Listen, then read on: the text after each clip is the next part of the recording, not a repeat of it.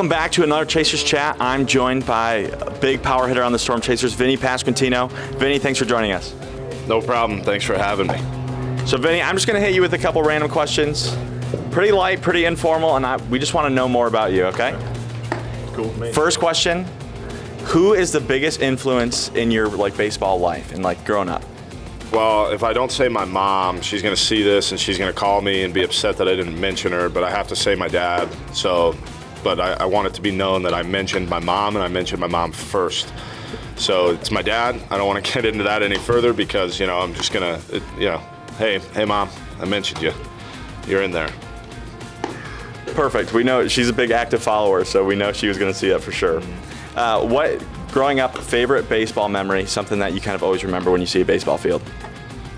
Ooh, favorite baseball memory. I remember my first home run. That was pretty cool. I think I was 12 or 11, something like that. And I remember I thought I flew out to right center field, and I heard one of my coaches just yell, "Get out, get out." And in my head, I'm thinking, man, that'd be great if that could go ahead. The problem is now every time I hit a fly ball in my head, there's just a little guy in my head going, "Get out, get out." No matter what. It could be a fly out to the first baseman. That's what I'm thinking. So, yeah, that's probably the thing that comes to my mind because I remember where I was, what I was doing. And that was a pretty meaningful. I still have that ball too, which is pretty cool. So that's what I'll go with there. The first home run is always a win. I remember mine, and everyone was just blaming me because they're like, "Oh, now you can finally walk. You don't have to run that time." Next, growing up, obviously we're talking about childhood. What advice would you give to a kid right now playing Little League that wants to have a baseball professional career or even a sports career? What would you tell them? What's your piece of advice?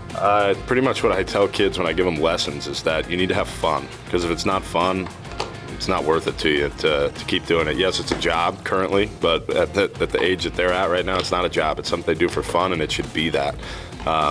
They obviously want to get specific with their work and make sure their swing feels good or their arm feels good if they're pitching, but at the end of the day, what's important when you're a kid is having fun, because that's why we all play this game. That's why we got into it, is because it was fun. So that's what I would say, is just be passionate about it and have a good time doing it. That's perfect. And you're having fun out here. You just said it. There's some rumors going around talking about this gorilla chain. Now, I haven't heard a whole lot about it. Some people probably haven't heard a lot about it. So just tell us the story with the gorilla chain and what it really means to you. I don't have it on right now because I showered before I came to the field today and I forgot to put it back on. So that's on me, I guess. My agency where I work out, the Bledsoe Brothers agency, it's in Nashville. So I live in Nashville with, there's probably 15, 20 other guys there, and I want to say of the people that are in the agency that are there full time, it's like 25, and maybe 12 to 15 are position players. And of those hitters, we compete every week. Once we get into our ramp up phase of our off season, we compete for the gorilla chain at the end of every week. So the whole week we get a bunch of basically advanced analytical data on our swings. We use Rapsodo, we've got blast motion, we've got all the technology you need, and we basically compete for the right to wear the gorilla chain for the following week. And they sent me one after the off season because they knew that I would wear it.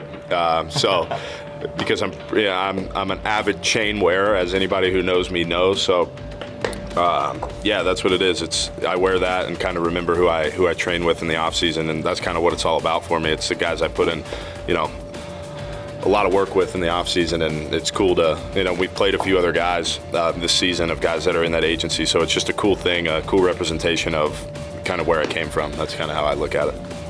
That's awesome. It's always good to carry more than just yourself when you walk on the field every time. So we're gonna get a little bit more wacky now.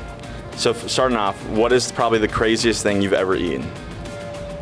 Oh my gosh, craziest thing I've ever eaten. I used to, when I was in college, when I was a sophomore, I think I was 205 pounds, something like that. And for those viewers back home, I am now 250 pounds. I am far away from 205 pounds, what I used to be. Man, just thinking about that in general.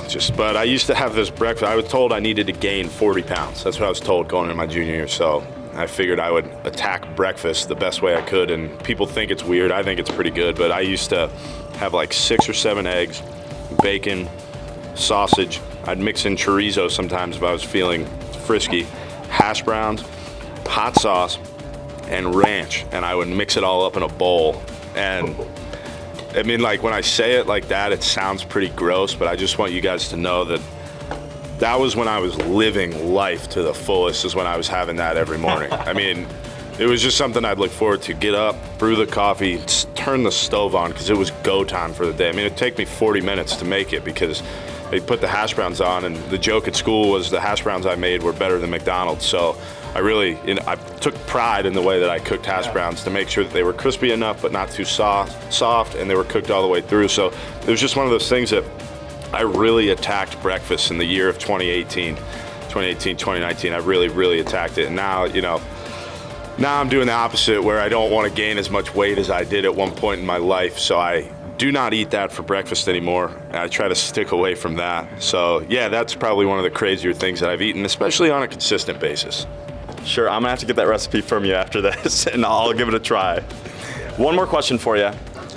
If you had to cast any actor for a biopic of your life to play you, who would you pick and why? The answer would be Matthew McConaughey, and the reason is because when I was in high school, in middle school too, but I acted in school plays. I did drama, whatever you want to call it, and I'm a thespian. I guess you could say it that way. That might be the best way to put it. But one of the girls who was in the play as well, her grandparents were there or something, and comped me to Matthew McConaughey, that I could be a brother of his. So, that's a good-looking guy. Anytime you can be comped in the looks department to a guy like Matthew McConaughey, you take it and you run with it. So that's my answer that I'll always go with for pretty much the rest of my life. So yeah, that's who I'm going with. Great choice, Matthew McConaughey. So thanks for joining us, Vinny, or should I say Matthew, whichever it's going to end up being. But thanks for joining us on Chaser Chat, and good luck tonight. I appreciate it. Thank you.